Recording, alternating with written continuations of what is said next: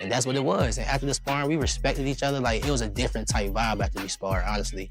Now it was like, oh, damn, bro. Like, damn. Like, we really started to get to know each other, you feel me?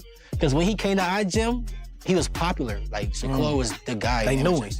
Everybody knew him, and amateurs. One thing I can say, though, because, I've been seeing, we've been amateur together. The boxing community was left in shock after leaked sparring footage surfaced, showing Keyshawn Davis landing a knockout on Shakur Stevenson.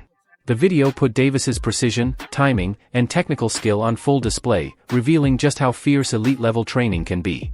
Davis also weighed in on Teofimo Lopez, acknowledging his talent and noting that he has faced both Stevenson and Lopez during their amateur careers.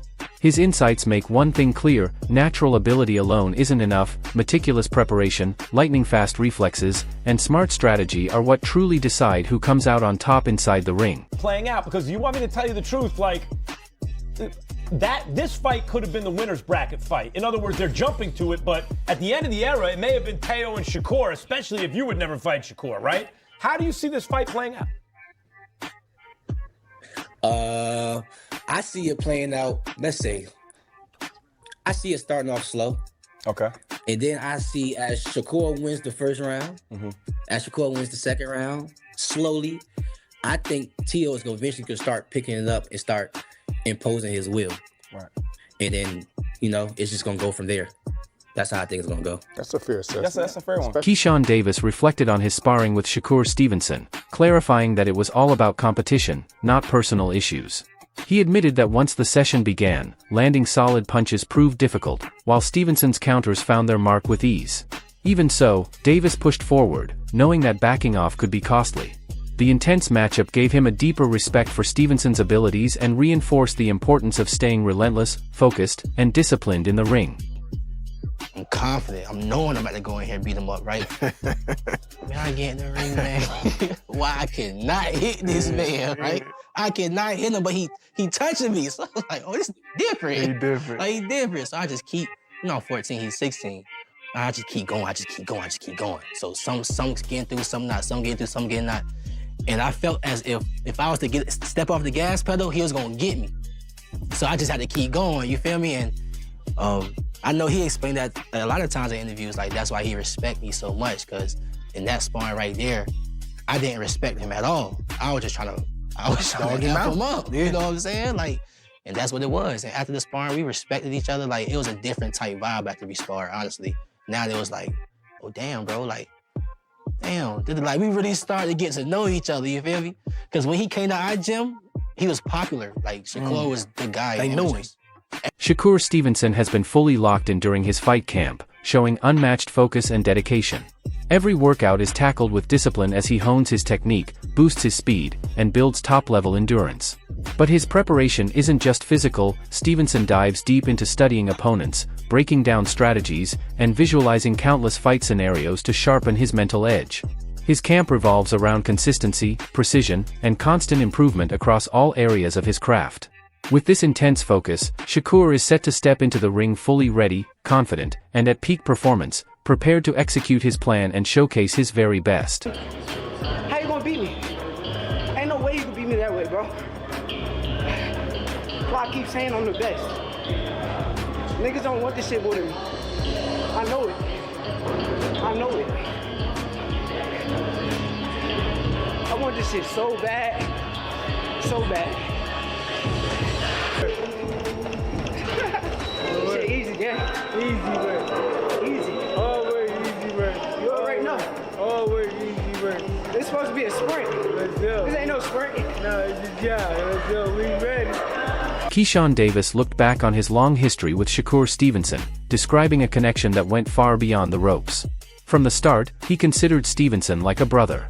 Yet, alongside that bond, a natural rivalry emerged, one that pushed both fighters to sharpen their skills and challenge each other at every step of their careers. This blend of friendship and competition became a driving force in their development, allowing them to learn from one another while constantly striving for excellence. Davis stressed that their rivalry was always built on mutual respect and a shared ambition to reach the very top of the sport. It's family, bro. Like, I'm never, ever fighting Shakur. You know what I'm saying? I'm not. it's not even gonna feel right. What were some of the experiences, like with you guys growing up, like as young men and young teenagers in Virginia? Like, what's some of those things that shaped you to know, like, he's my brother, man, I could never do that? Yeah, the moment when I was like, all right, yeah, Shakur, I genuinely actually got real love for you was when I was going through my deep depression times.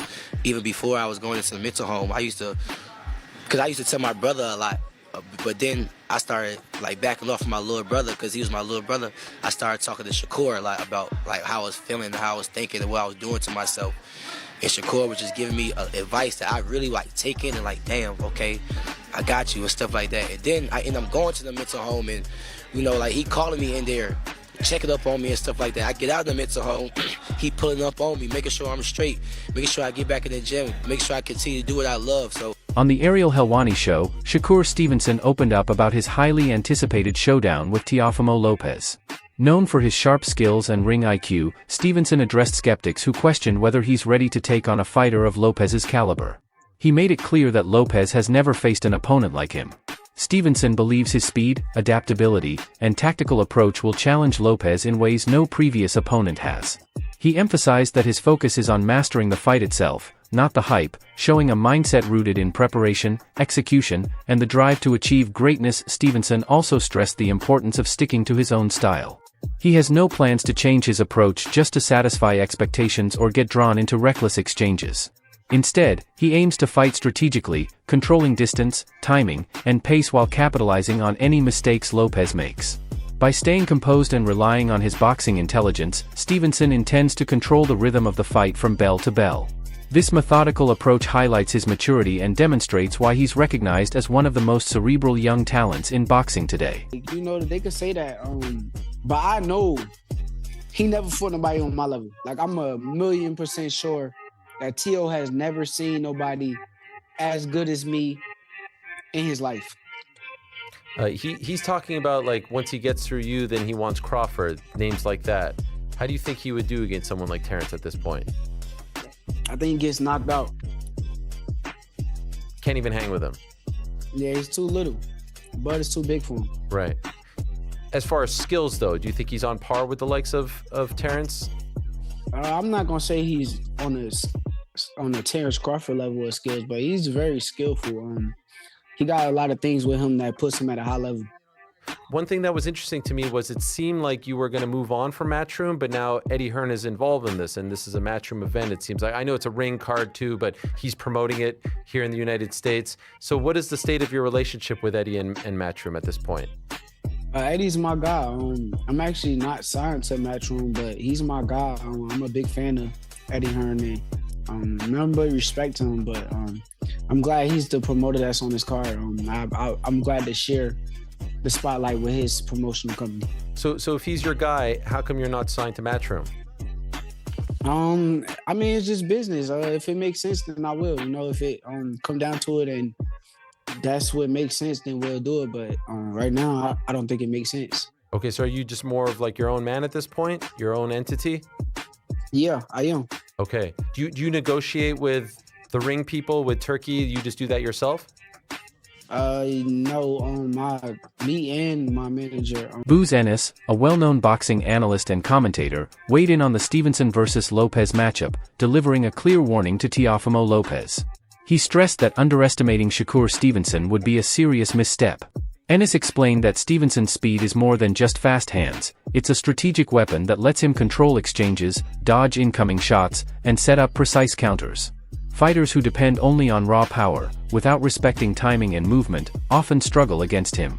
According to Ennis, Lopez will need to fully acknowledge Stevenson's skill set, as the combination of quickness and ring intelligence makes the young champion a uniquely dangerous opponent. And I gotta tell everybody that what you call him is real athletic too. Teofimo. So I mean, I don't think it's gonna be an easy fight. You know what I mean? People think, a lot of people say it's gonna be easy and all that. Teofimo can punch and he can box. And like I said, he's real athletic. So, you know what I mean? That'll make it a little difficult right there. You know what I mean? I see a lot of people going back and forth with it. Some people think Tio got the advantage because of the weight and that he's athletic and explosive. Some people say Shakur is the better boxer. Yes. Right? Yeah. How you see that fight ending? Well, they saying, they got the weight and all that. I see Shakur box big guys, light heavyweights and all that stuff. Just like Dukes, he box heavyweights and put heavyweights down. You know what I mean? I think that's the right move for him. You know what I mean? Get up, and I think he can really do good at that weight. Decision to stop it. I'm looking at a decision, not a stoppage. But then it all according how Till come in. If Till come at him, he gonna run into some shots. It might be over. You know what I mean? Now, you always tell me it's the shot that you don't see coming. That power is speed. Right. So could it be a situation where people underestimate Shakur's punching power? Yeah. I think Shakur can punch. You know what I mean? I think he can punch. It's just like I said, speed is power. Not them guys, muscle bound guys come in and they tell me, oh, he can punch and all that. Like I just got finished saying, like you just got finished saying, matter of fact, the punch that you don't see knocks him out. And they always say, man, I didn't see that. Dan Rafael, a seasoned boxing journalist, shared his take on the Stevenson vs. Lopez showdown, highlighting the remarkable skills and careers of both fighters. He described the matchup as a battle between a precise, technically sharp boxer in Stevenson and a powerful, high-impact fighter in Lopez. Rafael pointed out Lopez's ability to turn a fight around with one explosive punch, while also commending Stevenson's disciplined style, tactical awareness, and defensive prowess.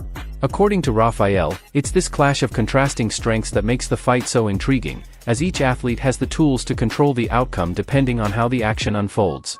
A bona fide world champion in 2 divisions. He was the champion at lightweight. Had most of the belts, defeated Lomachenko. He did suffer the upset loss to Kambosos. There were some physical issues there that we didn't know about going into the fight, not to make excuses for him. But regardless, he came back and even though maybe he didn't shine and scintillate maybe in some of those fights after that, when it came time to step up and take on the champ, which was Josh Taylor, he shined in that fight. So when Teofimo is matched, in a big time opponent, he's delivered, and he's done it, a number of times. And, he looked really good against Taylor. And Shakur, by the way, similar thing. He's been flawless through his career. He maybe not the most exciting at times, but Shakur Stevenson gets the job done. He has won titles from featherweight up to lightweight. When his back was against the wall, quote unquote, and everybody had big expectations, and he had a lot of pressure on him not to make it a boring fight and all that kind of business. What did he do in his last fight against William Zepeda? He stood in the pocket, he fought the guy, and he won handily. He shut him out, basically. He won like 10 rounds to 2. I mean, he fought a unification fight against Oscar Valdez, a fighter that, even though he might have been favored, thought maybe Oscar could do some damage because he was a good puncher and had a great amateur background and a great chin and all those types of things. And he went out there and he routed him also. I mean, so, these are 2 of the best young elite fighters in boxing. And their fight has been talked about for a long time. They spent most of their careers together at Top Rank, which was a fight.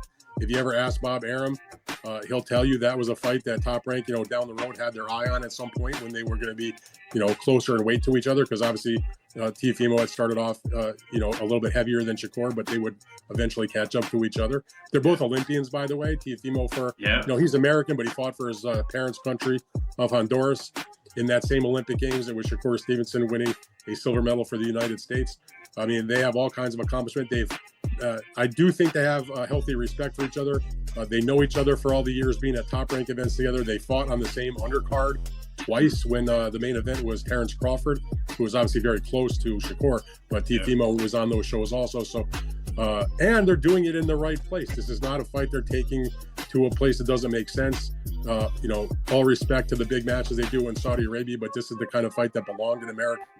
And it didn't belong in Las Vegas. It belongs in New York City at Madison Square Garden. Teofimo is from Brooklyn.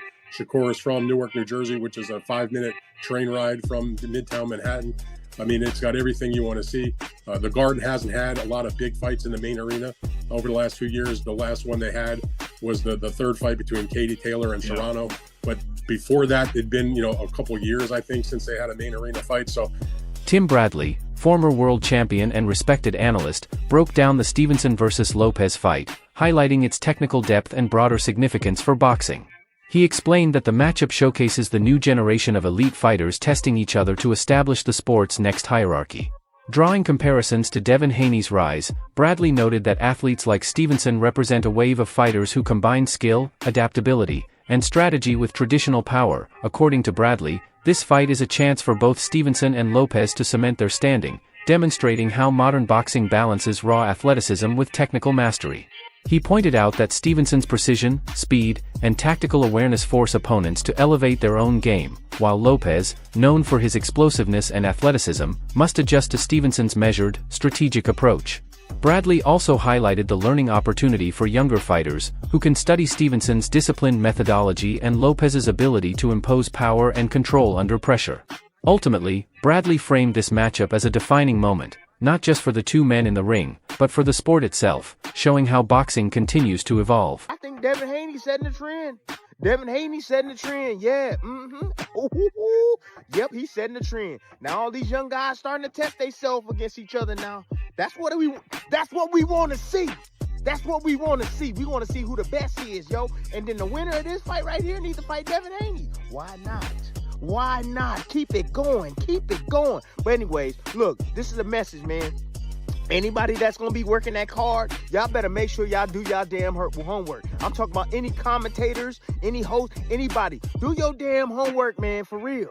You know what I'm saying? Because this not going to be one of them fights where it's going to be rock'em, sock'em, both guys hitting each other and stuff like that. No, it's going to be small, little nuancey type of things that if you don't know what you watching, you can't tell us what the hell is going on. All the fans at home going to be like, what's going on? You know, they don't have the knowledge that you supposed to have to give us some food for our damn thoughts. So do your damn homework on this, okay? Oh, that go for everybody that's gonna be calling this fight, because there's every offense that, or every type of any offense that's gonna be landed, it's gonna have to be earned or set up. Both these guys are intelligent, right? Teofimo Lopez, explosive as hell. He's smart as well. Shoot, you gotta remember, this man was the first man to beat Lomachenko. Yeah, well before Haney. Yeah, So, look, check this out. And you already know Shakur Stevenson. You know what he bringing to the ring. Defense first. Yep, defense first. You ain't getting nothing. I'm gonna get mine when I get mine and when I want to get mine, but you ain't getting nothing. So look, y'all might perceive this fight as being boring and this and that. Another perspective in the conversation highlighted Teofimo Lopez's performance against elite competition. Analysts point out that Lopez often reaches his peak only when matched with top-level opponents, with his ceiling largely shaped by the quality of the challenger. Facing Shakur Stevenson, Lopez will be pushed to operate at his absolute best, requiring sharp precision, perfect timing, and full use of his reflexes. This matchup sets the stage for both fighters to showcase their highest-level skills, with Lopez needing to balance speed, power, and tactical intelligence to stay in the fight. The analysis stressed that while Lopez's natural aggression and offensive instincts are key weapons, they must be paired with discipline and patience. Against a skilled technician like Stevenson, reckless swings or mistimed attacks can be immediately punished.